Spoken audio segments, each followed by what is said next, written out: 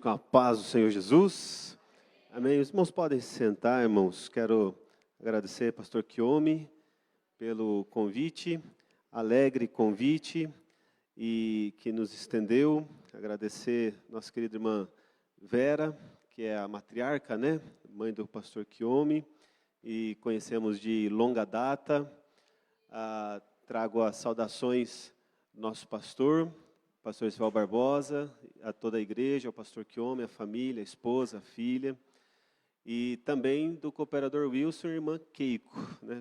Conhece a irmã Keiko, pastor Kiomi? Irmã Keiko, que é irmã consanguínea, né, do pastor Kiomi, e de fato nos conhecemos de longa data, né? Eu falei aqui que eu ainda tinha cabelo quando a gente se conheceu, e a gente está aqui no Japão já há um tempinho, 27 anos. Eu cheguei, eu tinha 14 anos de idade, hoje estou com 41. Inverteu, né? Era 1,4, agora é 4,1. E talvez os jovens devem ter pensado assim, depois eu vou conversar com um líder aqui dos jovens, que ele falou que era um pastor jovem que ia vir pregar, chega aqui, né? Já é até careca, né? Não é tão jovem assim não, né?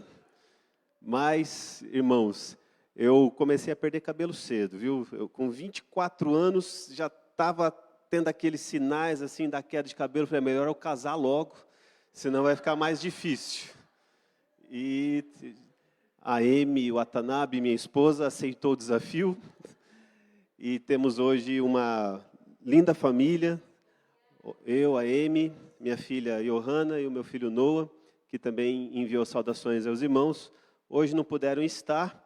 Mas caso o pastor Kiomi volte a nos convidar algum outro dia, a gente volta, viu, pastor Kiomi? Aí volta todo mundo. E, irmãos, os irmãos também que, né, passaram já boa parte da vida aqui no Japão, os jovens, os adolescentes que aqui estão, este lindo grupo que aqui louvou o nome do Senhor, tenho certeza que vocês estão formando, né, as memórias e também a história, escrevendo a história de vocês, de cada um. E aqui nesse Japão nós temos um grande desafio, que é para nós que somos pais, criar os filhos e os filhos serem criados entre duas culturas, pelo menos, né? Brasileiro e japonês, boliviano e japonês, peruano e japonês. Não sei se tem alguém de mais alguma outra nacionalidade aqui, mas do seu próprio país e o japonês. E quando não, agora o Japão passa por um processo, né, ainda maior de trazer pessoas daqui da Ásia. O número dos vietnamitas já passou o número dos brasileiros, os filipinos, os nepaleses, os indianos, os paquistaneses. Não sei como tem sido no dia a dia dos irmãos, mas ali na nossa região, em Guma, está bem comum nós convivermos com pessoas também de outras nacionalidades. E aqui, nesse momento, é um momento muito importante de não só criar a identidade, gerar, fortalecer a identidade dos adolescentes, dos jovens, das criancinhas pequenas, mas também deles entenderem a sua fé, né? A sua crença em Deus e como Deus age, não só em Israel, como a gente lê na Bíblia Sagrada, não só no nosso país de origem, que muitas vezes nós que vimos do Brasil já convertidos, às vezes a gente fica dizendo assim, lá no Brasil que era bom, ou então, lá na Bolívia que era bom, lembra a igrejinha do chão de barro, né? E aí fica aquelas coisas, lembra lá na década de 80, ali sim que era bom. Irmãos, Deus continua o mesmo. Amém? Deus mudou da década de 80 para cá? Não. Jesus mudou da década de 90 para cá? Ele continua o mesmo. Então, cada um vai tendo o seu tempo, nós vamos nos adaptando, vamos melhorando, a tecnologia, a consciência humana, as questões de diversidade, de pensamento, de filosofia, o mundo mais conectado. Hoje em dia você abre o seu smartphone, você tem uma biblioteca no seu smartphone, mas nada disso diminui o poder do nosso Deus. Nós enfrentamos um ateísmo muito forte hoje, né? Que vem principalmente das universidades. Eu não sou contra a universidade, sou alguém a favor da educação, sou dessa área, sou a favor da educação, sou a favor do pensamento, sou a favor da ciência. Mas, irmãos, essa história de que o jovem, o adolescente, quando ele vai para a universidade, ele se desvia, não está certo. Isso daí é um alerta para nós, a igreja do Senhor, saber que precisamos fortalecer a nossa fé, uma fé, como diz a Bíblia, uma fé racional, uma fé sólida em Jesus, porque Jesus, Ele é o Criador de todas as coisas, então não tem ciência que possa derrubar uma fé bem solidificada. É o tempo que nós vivemos e não tem como mudar isso. Por isso, a gente não pode ficar preso, né, a um saudosismo. Eu me converti no ano de 95, né, parece que faz muito tempo, mas não faz. E eu tinha 11 anos de idade e vivi todo aquele contexto da fé, da forma. Foi muito bom para mim conviver com pessoas, irmãos simples de uma cidade do interior do Paraná. Mas, ao vir para o Japão, nós vemos que existe uma necessidade muito especial aqui, onde nós não podemos fechar os olhos e fazer de conta que não existe, ou então querer pegar aquele exato modelo certinho de forma de pensamento e aplicar aqui. Por quê? Porque aqui os desafios são diferentes. Lá no Brasil, e os irmãos da Bolívia, do Peru, também acredito que vivem assim, porque os nossos países são países de maioria cristã, católica cristã. Você anda numa rua, está lá, Rua São João, Rua Santo Expedito, Hospital Nossa Senhora de alguma coisa, Avenida, tudo leva alguma ideia do cristianismo, da Bíblia, né? Vai ter alguma imagem de algum santo, tudo sempre. Vai ter uma capela, vai ter uma cruz, um crucifixo, tudo mencionando, fazendo você lembrar que você está num país cristão, num contexto cristão. Mas aqui, os nossos jovens e adolescentes, a gente anda aqui, né, também os adultos todos, mas a gente anda na rua e a gente não vê isso. Pelo contrário, a gente vê um santuário shintoísta, a gente vê um tori, né, que é o portão shintoísta, ou a gente vê um bodhisattva, que é uma espécie de um ser iluminado do budismo, que aqui no Japão ele também é chamado de kami, também é chamado de Deus. E as nossas crianças vão vendo isso, os nossos adolescentes vão vendo isso, vão convivendo com os seus amigos na escola, no shogaku, no chugaku, no koukou, e ele vai se questionando, né? Como que a minha fé, que é uma fé judaico-cristã do Ocidente, que o meu pai, minha mãe, minha avó, meu avô recebeu no Brasil, na Bolívia, lá no Ocidente, como que ela vai se aplicar aqui no Oriente? E nesse momento é que nós, como pais, aqui pastores, líderes, pessoas mais maduras, mais adultas, é que nós precisamos acolher os nossos filhos, os nossos jovens, os nossos adolescentes, e saber que a luta deles é diferente da nossa. Porque muitas vezes o pai, a mãe, né, ou a pessoa mais velha, o responsável, ele fala assim, mas na minha época, minha mãe resolvia tudo na Havaiana. Na minha época era tudo na espada de São Jorge. Até a espada era de São Jorge, né? Lembra o cristianismo. Na minha época não tinha tal coisa, não tinha isso, hoje em dia é frescura, tal. Não é frescura, irmão, irmã. Os tempos mudaram, né? E a gente vai se adaptando, que pelo menos na minha opinião, nós estamos vivendo tempos melhores, né? Congregar com ar-condicionado, né? Congregar com telas aqui, passando os hinos, que antes a gente tinha que ter o inário para ficar, né? As cadeiras tão confortáveis. Então, estamos vivendo tempos onde às vezes, ou até muitas vezes, o pai, a mãe, o responsável, ele olha ali para o adolescente e ele acaba não acolhendo, né? E aí ele acha que tudo é frescura, que tudo é mimimi, mas não é, né? Eu costumo dizer que o sofrimento, ele é real, ainda que seja o do outro. Por quê? Porque a gente é muito complacente com os nossos próprios sofrimentos. Se eu estou com dor de dente, quero que todo mundo tenha paciência comigo.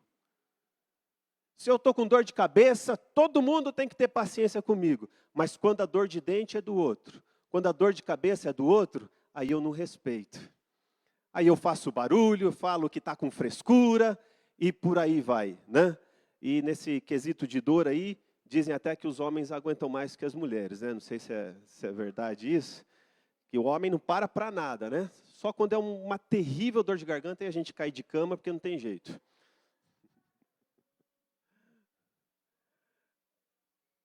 Então, irmãos, esses aspectos culturais, eles também envolvem as questões bíblicas, as questões de fé, as questões teológicas. E eu dou glória a Deus que os jovens cantaram bem na passagem que Deus colocou no meu coração para pregar aqui hoje. Esse hino que os jovens cantaram é o que estava aqui preparado e eu entendo que foi uma confirmação do Senhor. Abra sua Bíblia comigo. Livro do profeta Daniel, no capítulo 1. Livro do profeta Daniel, no capítulo 1.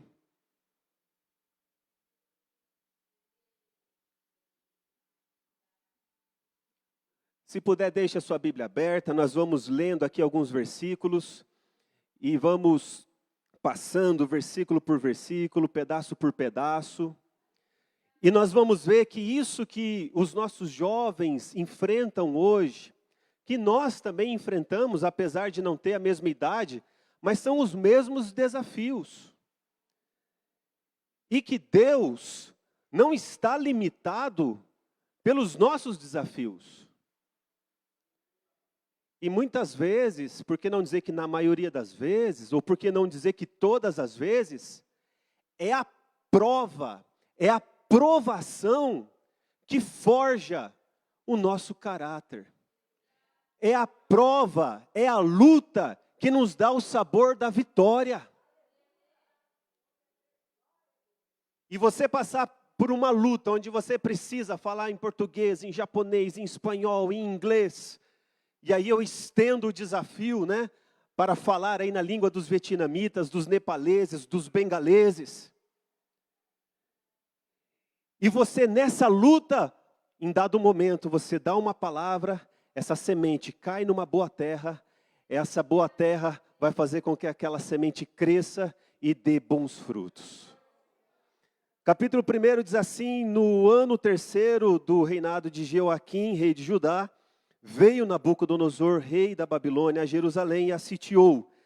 E o Senhor entregou nas suas mãos a Jeoaquim, rei de Judá, e uma parte dos utensílios da casa de Deus. E ele os levou para a terra de Sinar, para a casa do seu Deus, e pôs os utensílios na casa do tesouro do seu Deus. E disse o rei a Aspenaz, chefe dos seus eunucos, que trouxesse alguns dos filhos de Israel e da linhagem real e dos nobres, jovens em quem não houvesse defeito algum, formosos de aparência, instruídos em toda a sabedoria e sábios em ciência, e entendidos no conhecimento, e que tivessem habilidade para viver no palácio do rei, a fim de que fossem ensinados nas letras e na língua dos caldeus. Amém? Somente até aqui por enquanto. Todos nós conhecemos a história. Eu vou fazer aqui um breve contexto histórico. Aqui é mais ou menos o ano 596 a.C. O cerco em Jerusalém, ele começou no ano 606, 604 e foi mais ou menos até 586.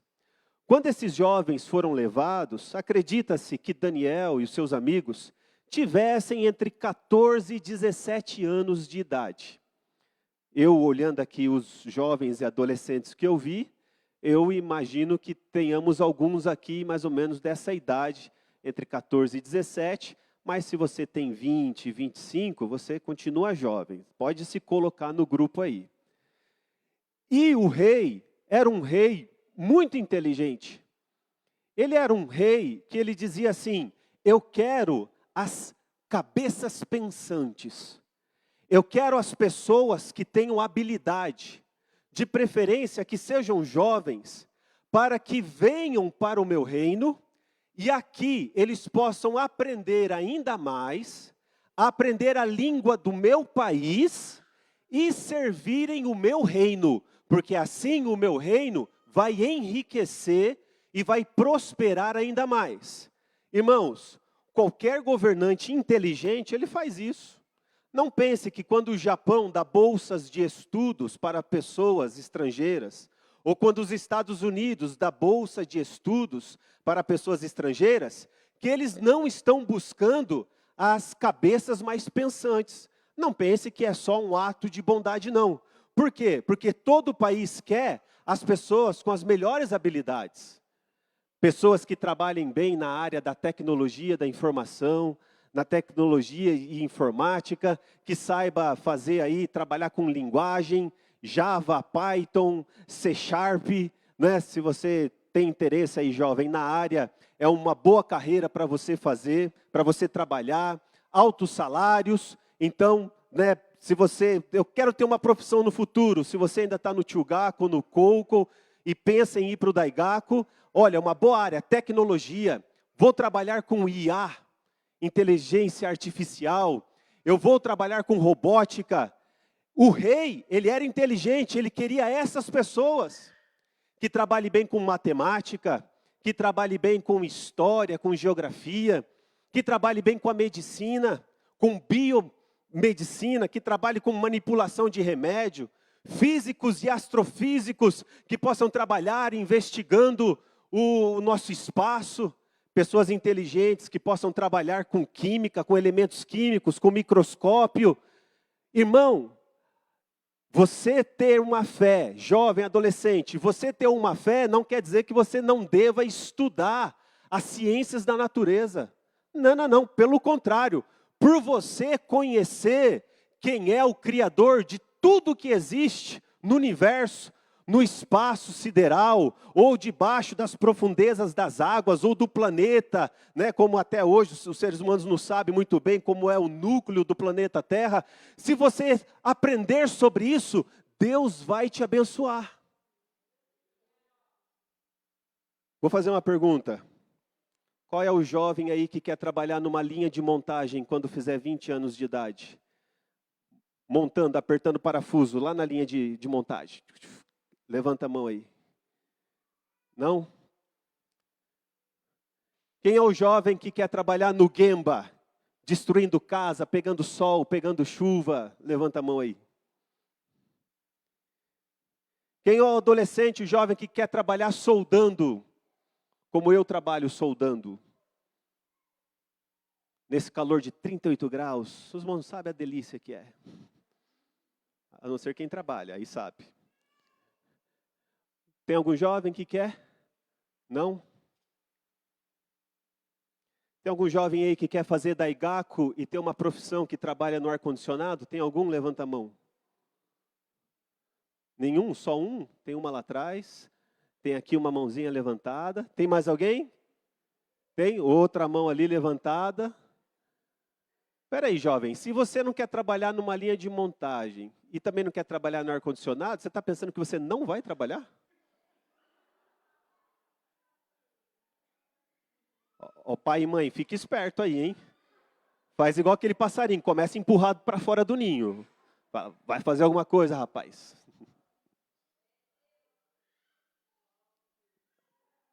É. Quer ler de novo comigo?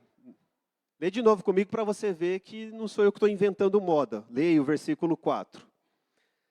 O rei então mandou que fossem jovens em quem não houvesse defeito, formosos de aparência, instruídos em toda a sabedoria, sábios em ciência, entendidos no conhecimento e que tivessem habilidade para viver no palácio do rei, a fim de que fossem ensinados nas letras e na língua dos caldeus. Você acha que o mercado de trabalho vai pegar você só porque você é bonitinho? Só porque você tem belos olhos? Ou só porque você usa um penteado bonito igual o meu? Você acha? Não. O mercado de trabalho vai querer você se você tiver habilidade. Se você falar inglês, se você falar japonês, se você fizer um curso, se você fizer um semongaku, se você fizer um daigaku. É assim que o mercado de trabalho vai querer você. Esses jovens aqui, que foram escolhidos pelo rei, eles se destacavam nisso. E não tem o porquê você não ser esse jovem também. Você está estudando, deixa eu ver aí. Quantos Shogakusei temos aqui? Levanta a mão aí. Quem é Shogakusei? Duas mãos levantadas. Tem mais um Shogakusei aqui. Tudo bem, a mamãe levantou a mão por ele. Ali. Muito obrigado. Quantos Chugakuseis temos aqui? Chugakuseis, uma mão levantada, duas. Temos mais Chugakuseis? Não? Koukoseis, temos alguém aqui? Koukoseis? Temos Koukoseis aqui. Um pouquinho mais. Temos Daigakuseis que estão aqui, Daigakuseis. Temos. Olha só, vocês, no Shogaku, no Chugaku, no Kouko, no Daigaku ou no Semongaku, ou se você já saiu, está trabalhando, já saiu, já se formou no Kouko, está trabalhando, você que fala japonês aí, JRPT N2 para cima, JRPT é o nível do teste de proficiência em japonês. Você que fala do 2 para cima, você é um forte candidato como esses jovens são aqui. Pastor, eu não sou ainda, então se esforce para ser. A Bíblia não louva a falta de interesse em estudar. Às vezes tem gente que quer espiritualizar. Ah, para que eu vou aprender japonês? Jesus vai voltar amanhã e eu vou para o céu. Ah, por que eu vou me formar em alguma coisa? Jesus vai voltar amanhã e eu vou para o céu. Nananina, não. A Bíblia não ensina isso. Pelo contrário, a Bíblia manda você buscar o conhecimento. Antes lá do ETzinho lá que falava isso, né? Do busca o conhecimento. Muito antes, a Bíblia já falava isso. Busque a sabedoria. Leia Provérbios. A Bíblia não louva quem não quer trabalhar. Pelo contrário, a Bíblia louva quem trabalha. Vai ter com a formiga, ó, preguiçoso. Então você, eu sou crente, eu vou orar e Deus vai colocar os candis na minha cabeça. Não vai não, queridão. Candi entra na cabeça treinando, gastando o dedo. Porque é assim que o candi entra na cabeça do japonês também. É ou não é? Eles não ficam horas e horas treinando nos cadernos? Sim, irmãos. Lá na nossa região, em Ota, nós temos uma escola de reforço escolar. Eu sou o pedagogo de formação. A minha esposa é formada em área de psicologia. Eu me formei na faculdade brasileira, ela se formou na universidade japonesa. E nós juntamos esse conhecimento, primeiro, porque vimos a necessidade dos nossos filhos em estarem no ensino fundamental japonês, e depois outras pessoas que foram vendo o desempenho e solicitando. Hoje a gente faz esse trabalho. 2 vezes por semana, damos aulas de reforço para Shogakuseis e Chugakuseis. E eu sei o esforço que é das nossas crianças. Chegar em casa com um shukudai para fazer. E lá ele tem que fazer o arizan de bunsu, por exemplo. E ele olha o mondai e ele lê o mondai. Ele fala, pai, não entendo, me ajuda. Mãe, não entendo aqui, me ajuda. E o pai e a mãe, que infelizmente não teve a oportunidade que você tem, jovem, de ir para o ensino fundamental japonês. Nós fomos no ensino fundamental no Brasil, na Bolívia, e o pai e a mãe olham ali e falam, também não estou entendendo, está difícil também. Não é uma luta fácil. Nesse momento, tem criança, tem adolescente, que ele começa a achar que ele é incapaz, que ele começa a achar que ele é menos do que o outro. Mas não é menos e não é incapacidade, é a dificuldade de você ser criado de forma bilíngue, em duas culturas, com costumes de dois países. É a luta que se tem, mas eu quero te dar uma palavra de ânimo, de vigor. Você vai vencer. Você vai passar. Faça a sua parte, que é se esforçar. Faça a sua parte, que é estudar. E Deus vai te abençoar. O que Deus não pode abençoar é se você não estudar. Porque daí não tem mágica. Né? Senhor, coloca aqui na minha cabeça. Não, Senhor, me revela a resposta número 5 da prova. Deus não pode fazer isso, não. Deus está te passando cola. Mas Ele faz você lembrar. Hoje em dia, né, tem as escolas de reforço. Alguma coisa dá para fazer. Jesus nos mandou caminhar mais 1 milha. E nós temos que andar mais 1 milha.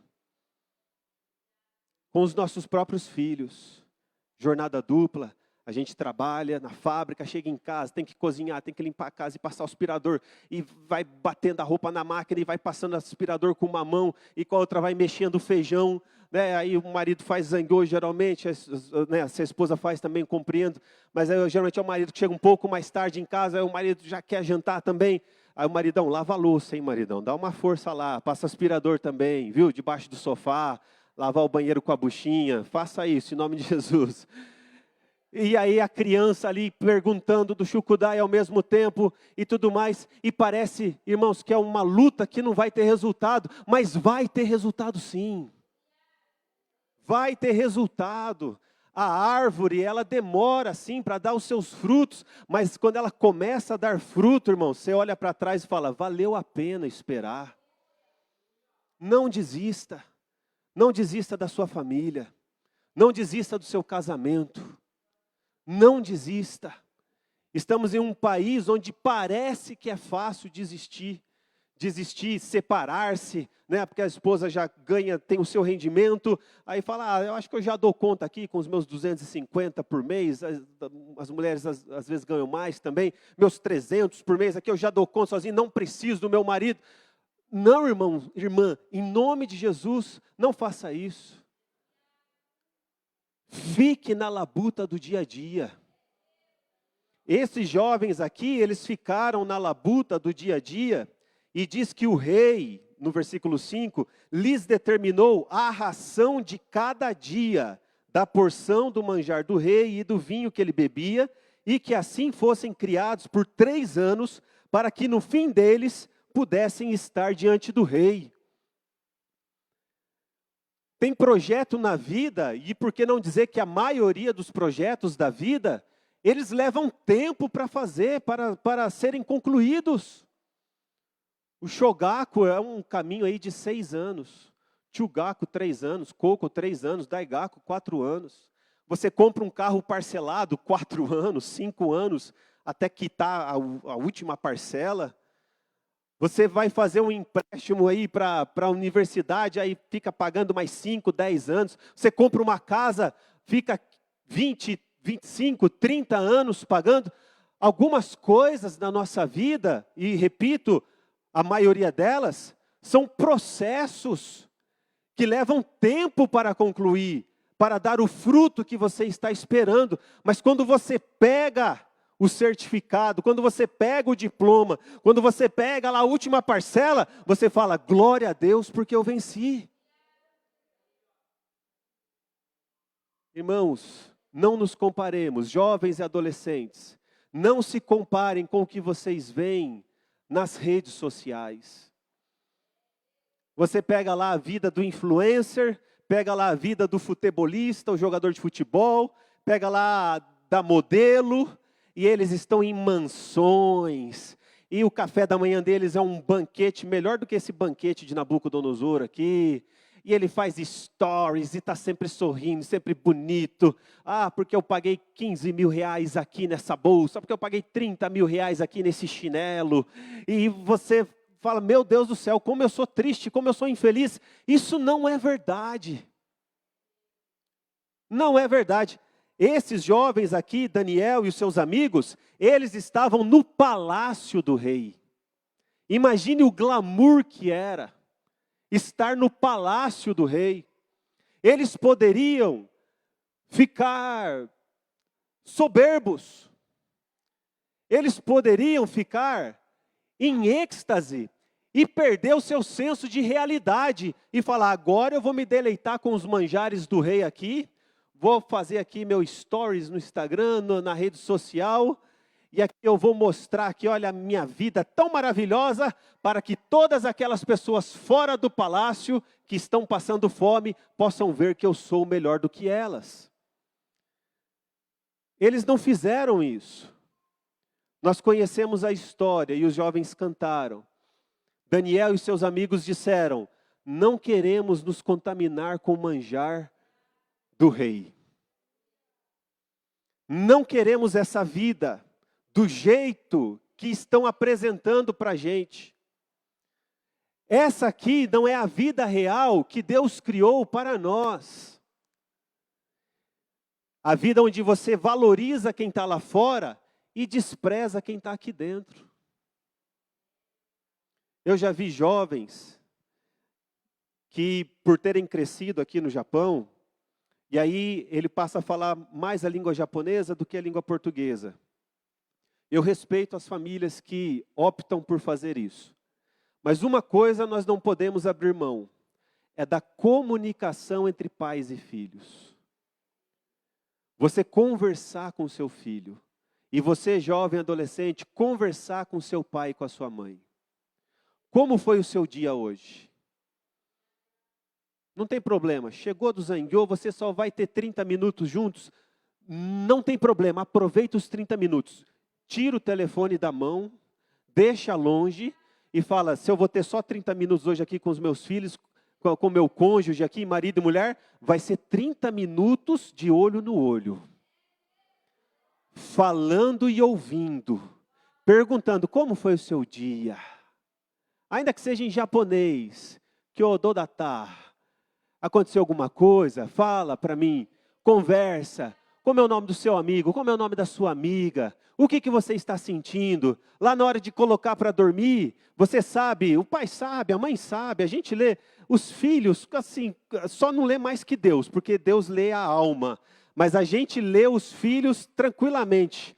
É uma baixadinha de olho, é uma olhadinha para o canto, a gente já sabe. Está precisando conversar, filha, fala. Está precisando conversar, filho, fala, o que aconteceu? Né? Se for o pai que tem mais intimidade, fala. Se for a mãe que tem mais intimidade, fala. Mas abra seu coração, fale. Não se vislumbre com os manjares do rei. Não fique preso ao que a Babilônia, o mundo, a internet está mentindo para você. Aquele vício em dopamina, passa um reel, vem outro reel, passa um reel, vem outro reel, passa um stories, vem outro, passa um shorts do YouTube, vem outro shorts e por aí vai. E aí tem outros mais aí, TikTok, Kawaii e outros aí. E aí você não conversa com seu pai, com a sua mãe. Não conversa aí se você mora com o vô, com a avó junto. Você não conversa com seu filho, com a sua filha. E aí vai ficando um abismo. Está lado a lado, mora na mesma casa, mas um abismo terrível.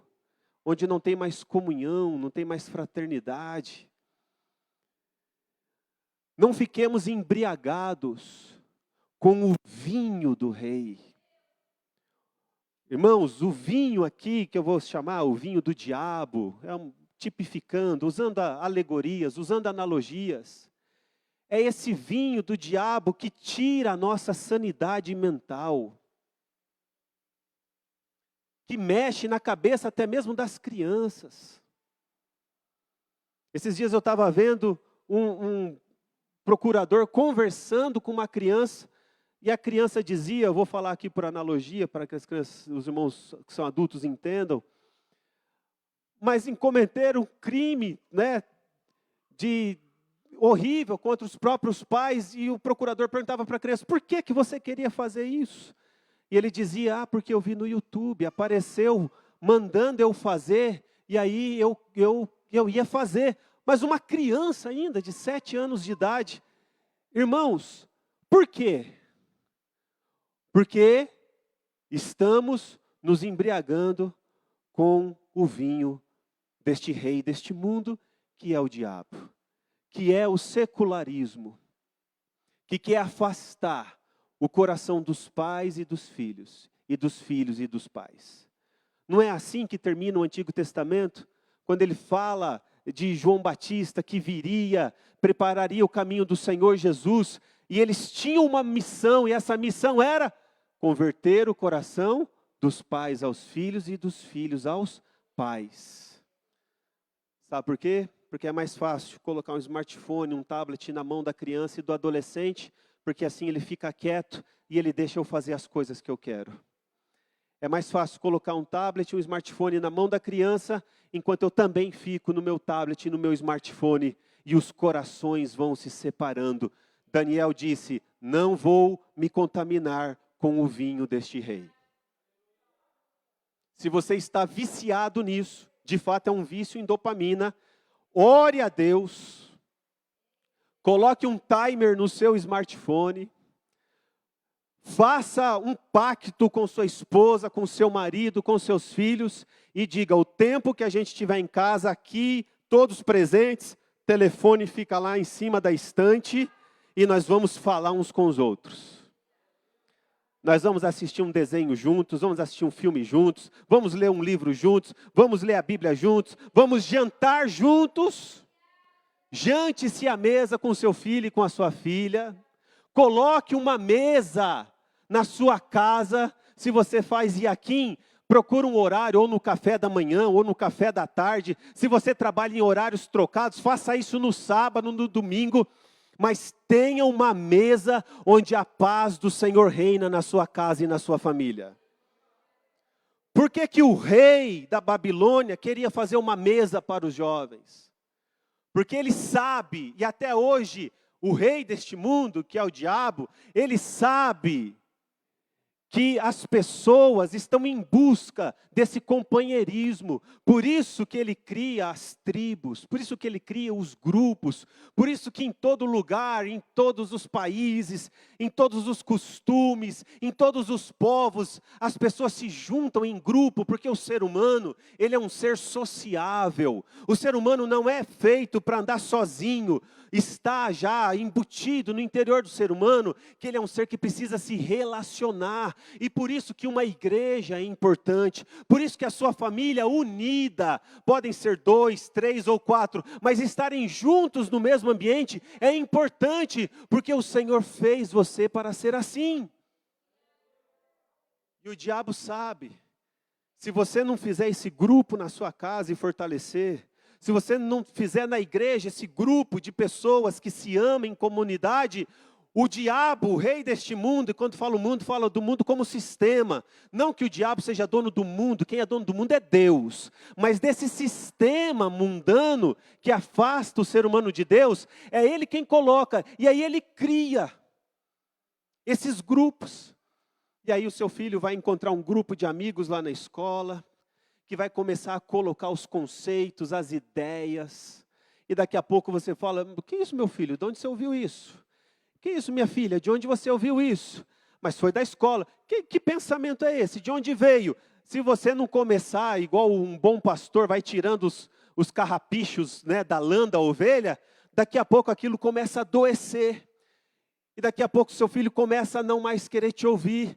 E daqui a pouco ele já não quer mais nem estar morando na própria casa. Quando não, você vai conversar com algum jovem, adolescente, ele fala, não vejo a hora de morar sozinho, porque essa casa aqui eu não aguento mais, e quando você vai ver, já está numa situação muito difícil. Por isso, saiba, meu irmão e minha irmã, que sentar-se à mesa para comer o seu alimento em família é ser e fazer a obra do Senhor. Muito bom fazer a obra nessa igreja linda, tão bonita aqui. Mas é bom a gente fazer a obra na nossa casa, com a nossa família. É bom ser diácono na igreja, né, pastor Kiomi? Acho que a melhor fase de obreiros é diácono. Mas é bom ser diácono em casa. Aqui na igreja, vamos varrer a igreja com alegria, com maestria. Muito bom, continue. Mas em casa também varra a sua casa, passa o aspirador na sua casa. Muito lindo fazer os enfeites da igreja, como essa igreja é tão bonita. Faça sempre. Mas na sua casa, faça enfeites bonitos também. Coloque um quadro bonito, coloque flores. Pegue os melhores talheres. Pegue a melhor louça e faça um almoço para a sua casa, para a sua família, em nome de Jesus. No aniversário de alguém da sua família, não precisa convidar todo mundo, fazer um bolo de 7 andares. Não, vai lá na Pecotchan lá, compra um bolinho de 2.000 ienes. Faz uma mesa bonita, acende uma velinha e canta parabéns com a sua família. Filma, tira fotos e guarda de recordação. O amor de Deus vai abençoar a sua casa. O seu filho não vai querer fugir de casa, a sua filha não vai querer fugir de casa. Eles vão crescer tanto querendo ficar em casa, que é você que vai falar: ô meu filho, já está na hora, né, meu filho? Vai trabalhar, vai estudar, vai fazer daigaku, vai, é você que vai empurrar.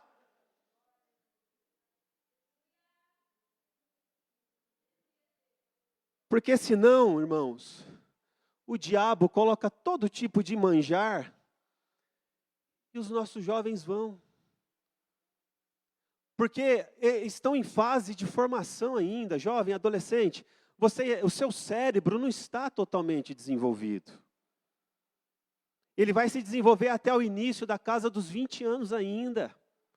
As suas sinapses cerebrais não acontecem da mesma forma de um adulto ainda.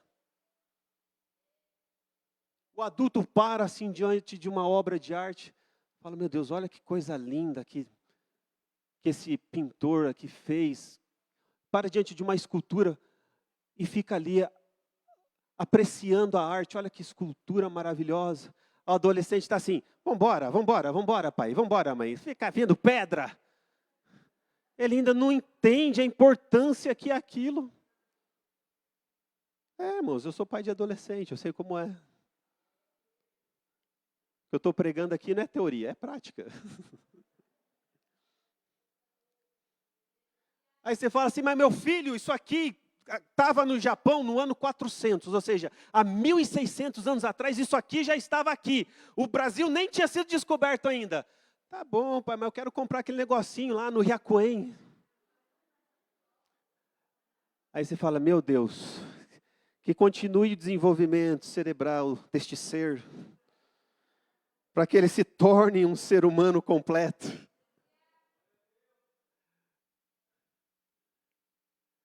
Vai com seu filho num museu. Vai com seu filho aí ver a história do Japão. Vai com seu filho aí nesses museus que estudam ciência, né? Aqui também com certeza tem. Vai trabalhando a inteligência, vai trabalhando a sabedoria. Esses jovens eram... Eu vou reler, jovem, releia comigo. Se você costuma marcar sua Bíblia, marca o versículo 4. Jovens em quem não houvesse defeito algum, formosos de aparência. Tem alguém formoso de aparência aí? Levanta a mão. Quem é bonito? Que é isso, irmãos? Cadê a autoestima? Levanta a mão aí. Vocês são bonitos, bonitas.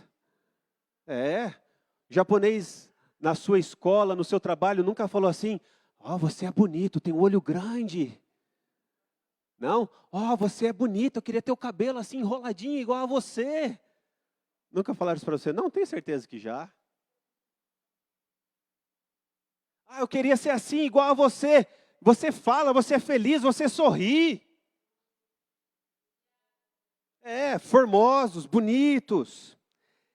Instruídos em toda a sabedoria, sábios em ciência, entendido e conhecimento, e que tenham habilidade de viver no palácio. Irmãos, o mercado de trabalho quer os nossos jovens, mas nós não estamos fazendo jovens somente para o mercado de trabalho, não. Eu não estou criando o meu filho, a minha filha, e você também não está criando o seu filho, a sua filha, somente para que as empresas os usem para ganhar lucro, como fonte de lucro. Veja bem, o setor industrial quer os nossos jovens. Vai lá procurar emprego, já está escrito assim, até 35 anos. Aí você olha, você fala, não faz muito tempo que eu passei dos 35. Eu estou com 35 anos e 58 meses. Então, acabei de completar. E aí você fala, mas eu já não me encaixo aqui. O mercado da indústria, que é os nossos jovens. O mercado da tecnologia, que é os nossos jovens. O mercado da beleza, da moda, que é os nossos jovens. Para fazer foto, para sair na revista, para ser modelo. Sim, tem brasileiros, brasileiras, bolivianos, peruanos, jovenzinhos que estão trabalhando a sua beleza para tirar foto, para ir para a televisão. Tem artistas brasileiros fazendo filmes. E, infelizmente, até para as coisas ruins. Explorando a sua beleza, explorando a sua juventude, destruindo a sua alma de um jeito pecaminoso. Sim, está acontecendo. O setor de esportes, eles querem os nossos jovens.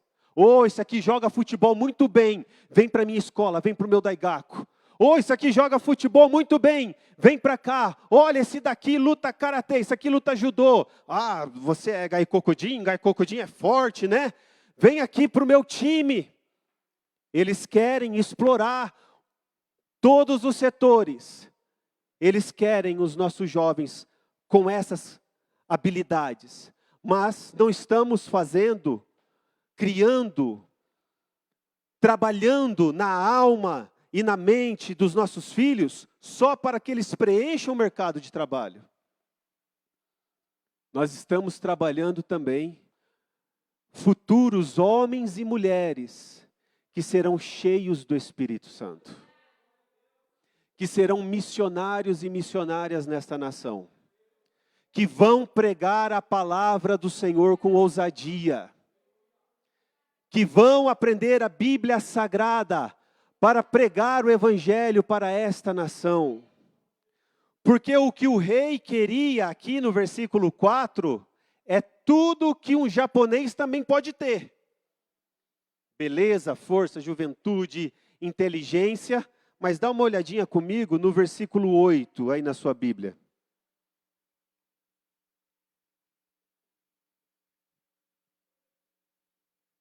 E Daniel assentou no seu coração não se contaminar com a porção e manjar do rei, nem com o vinho que ele bebia. Portanto, pediu ao chefe dos eunucos que lhe concedesse não se contaminar.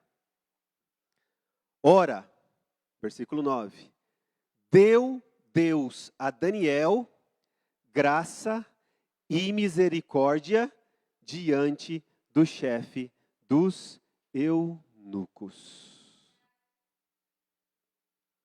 O Japão, a escola, o juku, vai te preparar em tudo isso que eu falei aqui, na inteligência, na sabedoria.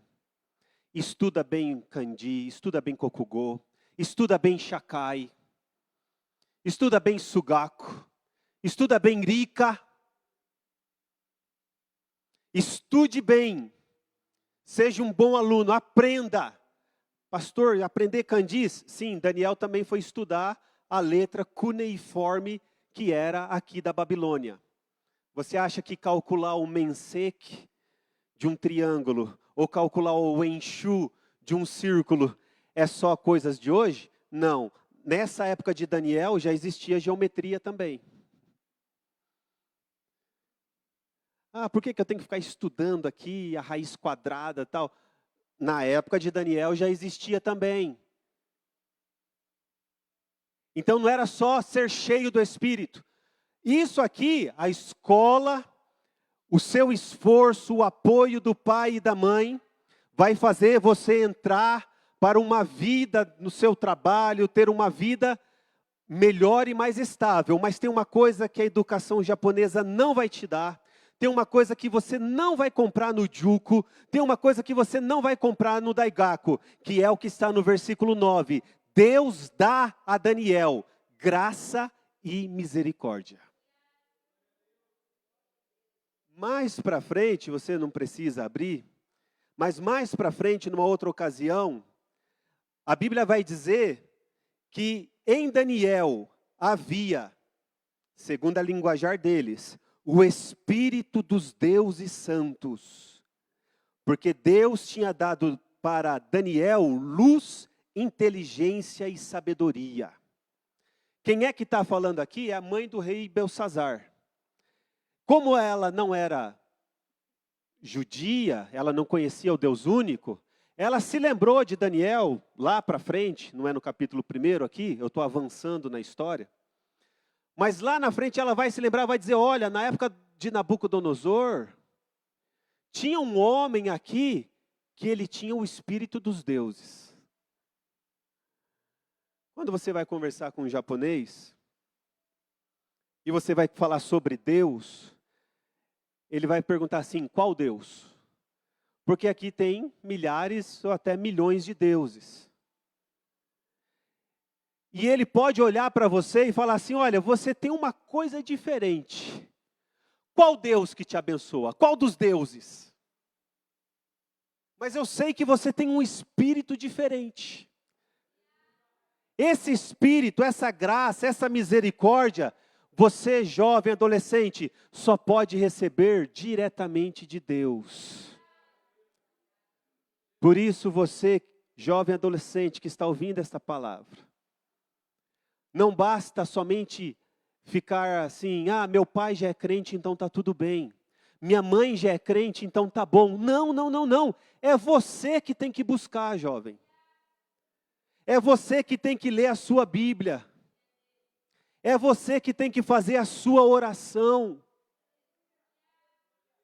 Mas pastor, eu já me batizei. Parabéns, porque você já tomou essa decisão. Mas não é o suficiente. Às vezes eu vejo adolescentes que já se batizaram, mas às vezes eles até estão fora do culto jogando game no smartphone.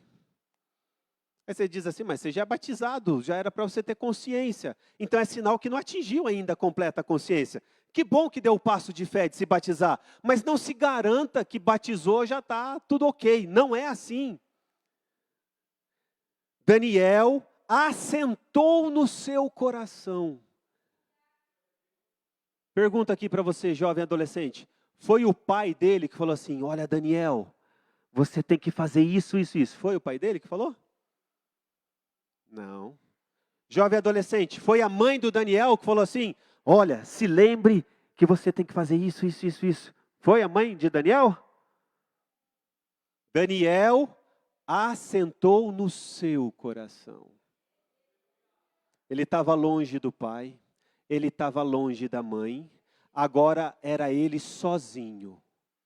Agora era, se fosse aqui você, jovem moça, seria você sozinha. E se você pensar, você adolescente e jovem, menina e menino, se eu estiver longe do meu pai e da minha mãe, o que eu faria? Pense aí um pouquinho, se você fosse morar sozinho, o que você faria?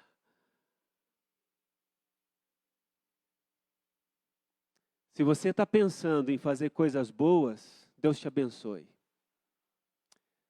Mas se no seu coração vem todo tipo de coisas extravagantes, menos a vontade de Deus, o seu coração precisa se converter.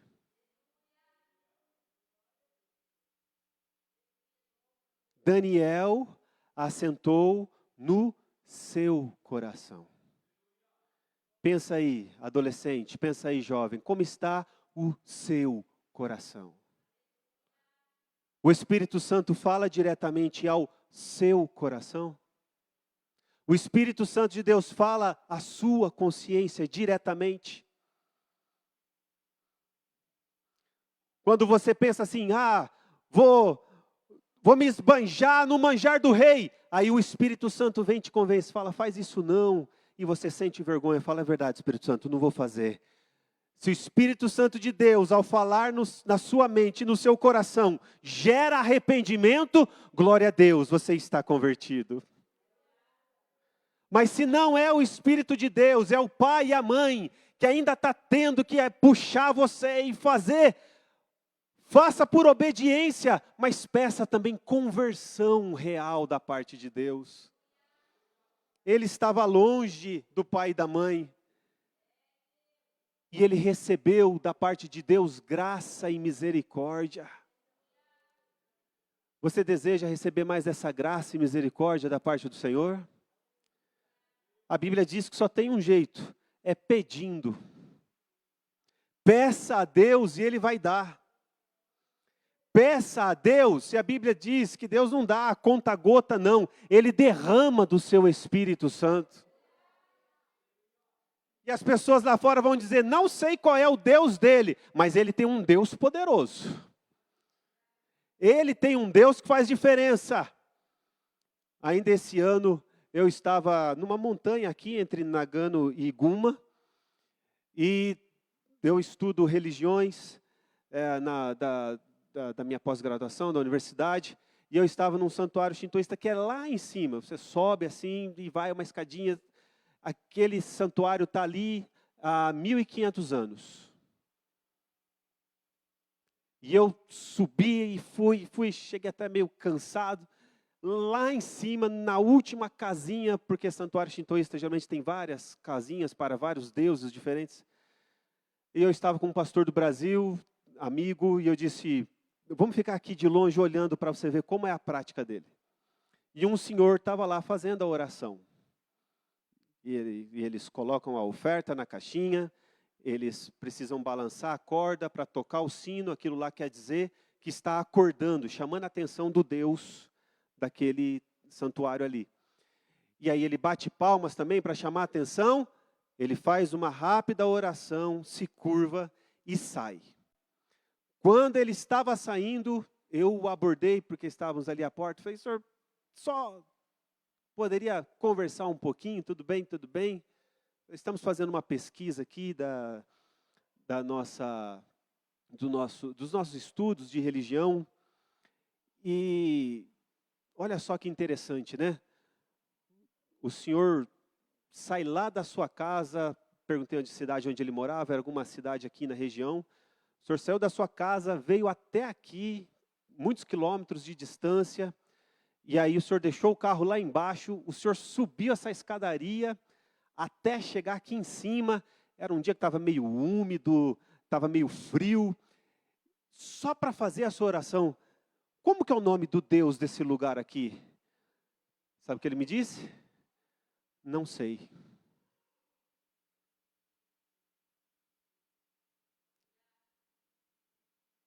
Eu falei, mas o senhor fez tudo isso? E o senhor não sabe o nome do Deus? O que o senhor pediu na oração? Ele disse, pedi que Deus abençoe minha família, abençoe meu emprego e me dê saúde. Eu falei, mesmo sem saber o nome do Deus desse lugar, aí ele ficou incomodado e falou, espere um pouquinho. Ele tirou o smartphone, abriu o Google, pesquisou e falou, está aqui, esse aqui é o nome desse Deus daqui, desse lugar.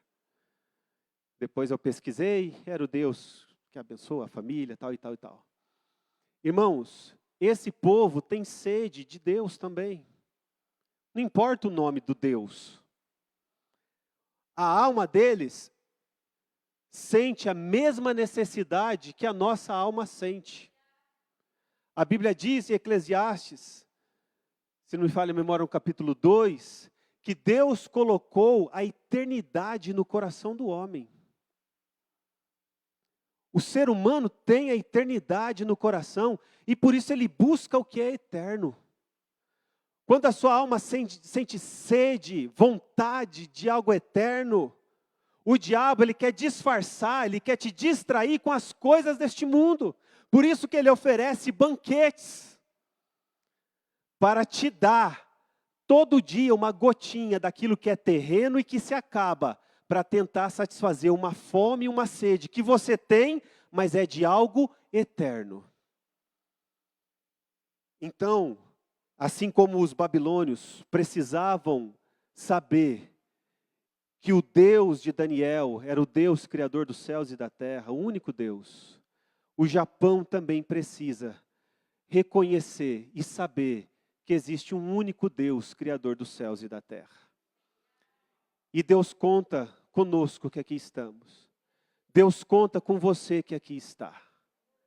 Os irmãos e irmãs que já chegaram aqui na fase madura, que não pôde ir para a escola, para o ensino fundamental japonês, eu também não pude.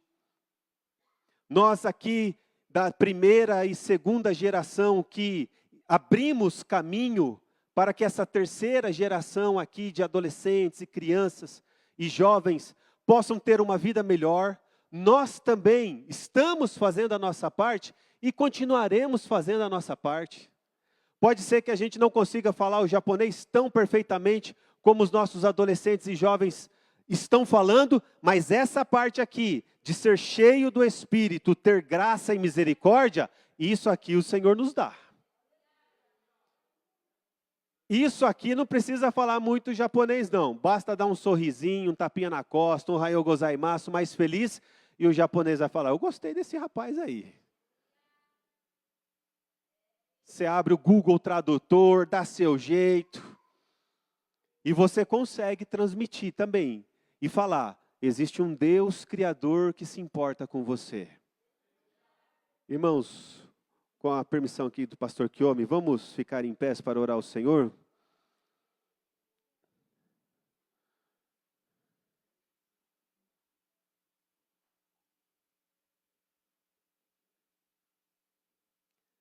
Conhecemos a história que depois de 10 dias que eles fazem aquele teste de não se contaminar com aqueles manjares,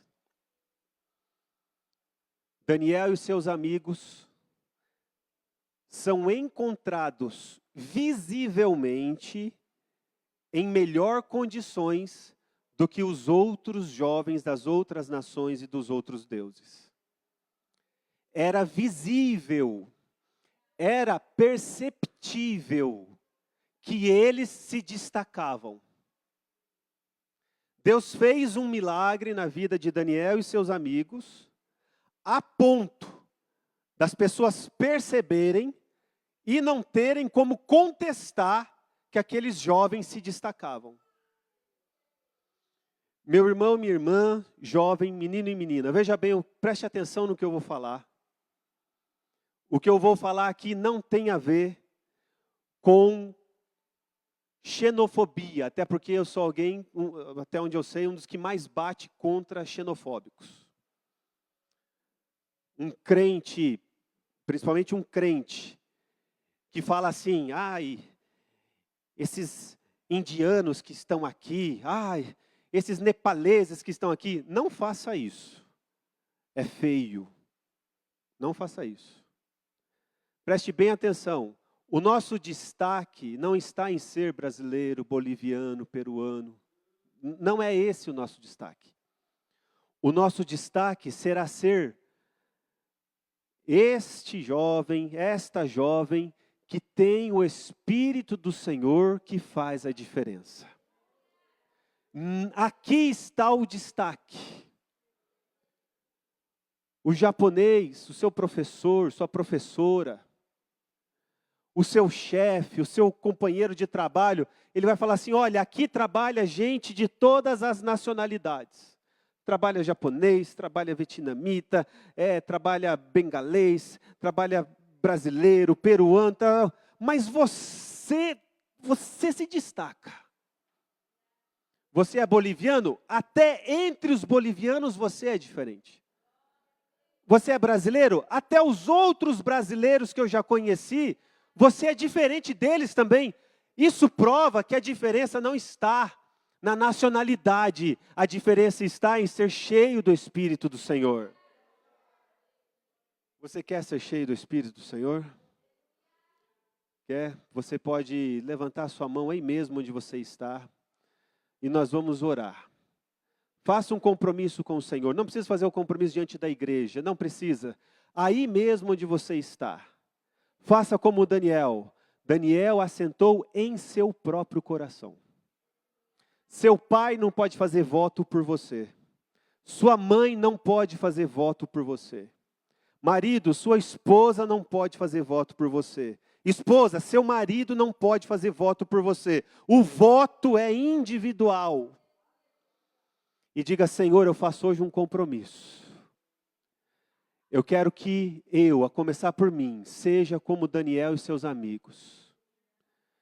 Sem defeito, bonito, bem arrumado, cheio de sabedoria, de conhecimento, de inteligência. Eu vou estudar. Eu vou começar o ano letivo e vou terminar. Eu vou começar o Coco e vou terminar. Vou começar o Daigaku e vou terminar. Eu vou começar o curso e vou até o final. Eu vou me preparar para a profissão e vou até o final. Eu vou prosperar nessa terra. Mas eu também quero ser cheio do Espírito Santo. Eu quero falar em línguas estranhas. Eu quero crer nos dons do Espírito. Eu quero, na minha casa, ser cheio de amor. Eu quero ter o fruto do Espírito, eu quero ser paciente, eu quero ser longânimo, eu quero ser benigno, eu quero ter o domínio próprio, eu quero que a paz reine no meu lar, na minha casa, eu quero viver todas as promessas da palavra do Senhor na minha vida, amém? Curve sua cabeça comigo, Pai Celestial. Nesta noite, Senhor, apresentamos, Senhor, as nossas vidas em oração diante de Ti, Senhor. Apresentamos as nossas consciências, o Senhor que é Deus, Criador dos céus e da terra. O Senhor que vê e sonda cada coração e cada mente individualmente, Pai. Nesse momento, peço, abençoa cada um dos Teus filhos e filhas que aqui estão. Senhor, desde do mais ancião, Senhor, até o mais jovem, que entendeu esta mensagem, que entendeu a Tua palavra, Senhor. E agora, assenta no seu coração um compromisso.